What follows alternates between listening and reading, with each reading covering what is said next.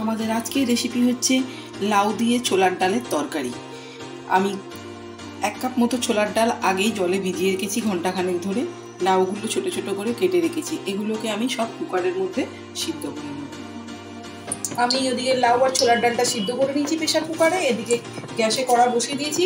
2 চামচ মতো রিফাইন তেলের মধ্যে দিয়ে দেবো সামান্য পরিমাণে একটু পাঁচফোড়ন। দিয়ে দিচ্ছি আমি 2টো তেজপাতা টুকরো করে। দিয়ে দিচ্ছি একটা শুকনো লঙ্কা। মশলার জন্য আমি মাঝারি সাইজের 2টো টমেটো আর আদা নিয়ে নিয়েছি, এটাকে আমি পেস্ট করে নেবো। পাঁচফোড়ন আর তেজপাতাটা আমার লাল হয়ে গেছে। এবার সিদ্ধ করে রাখা লাউ আর ছোলার ডালটা আমি এর মধ্যে দিয়ে দেবো।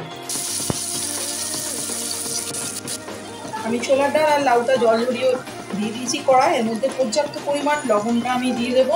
আর সিদ্ধ করার সময় যে জলটা আমার ঝরিয়ে বেঁচে গেছিলো সেই জলটা আমি রেখে দিয়েছি, পরে আমার কাজে লাগবে মশলা কষার সময়। টমেটো আদাটা আমি পেস্ট করে নিয়েছি, এর মধ্যে আমি মশলাগুলো দিয়ে নেবো। দিয়ে দিচ্ছি আমি 1 চামচ মতো ধনে গুঁড়ো, 2 চামচ মতো হলুদ গুঁড়ো,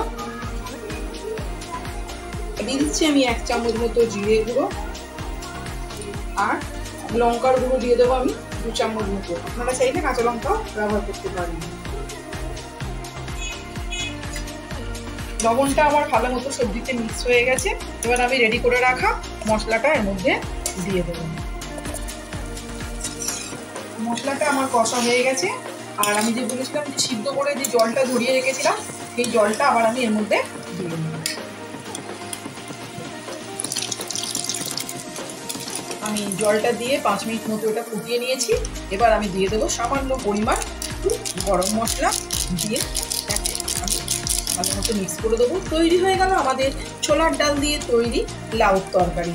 এটা গরম গরম রুটির সাথে, পরোটা, লুচি সব কিছুর সাথেই খেতে বেশ ভালো লাগবে।